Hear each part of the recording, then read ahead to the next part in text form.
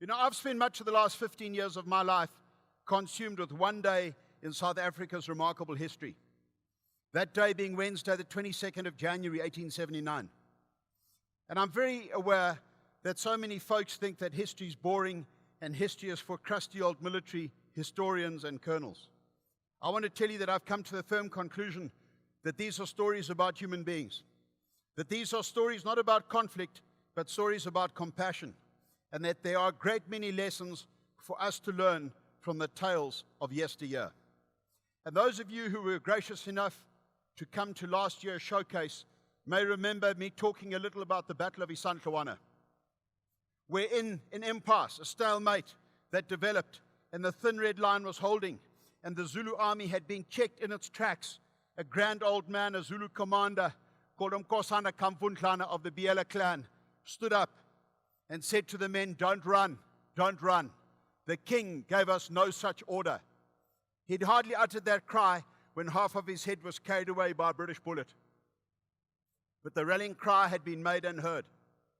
And the lessons I wanted any of you to leave with that morning were the fact that remarkable outcomes often arise from the actions of single human beings.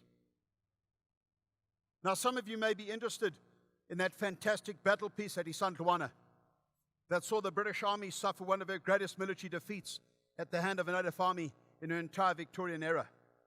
And I need each and every one of you to know that when the cannons began to fire, Lord Chelmsford, the British commander, who was 13 kilometers away off to the southeast, became alarmed. Something was wrong.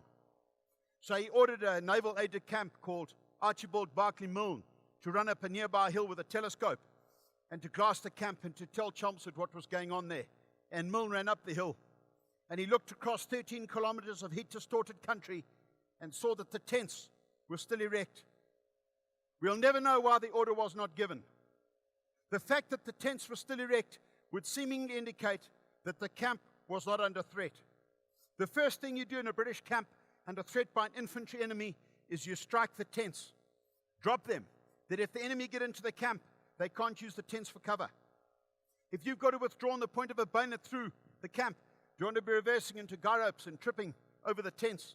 And if you've got to fire through the camp, you want all those tents in the way. The other comment made by Milne is absolutely macabre. He said he could see that the cattle were being driven into the camp. They were, but they weren't being driven by the British. They were being driven by the encircling mighty horns of the Zulu army. And I want you to imagine the confusion created by 850 standing tents, 160 unlagered wagons, shooting and shouting and firing and smoke. The pressure that this magnificent warrior nation were putting on the British. And into it, you're pushing the British line. The Zulus rallied now, beginning to push the British back into their tents.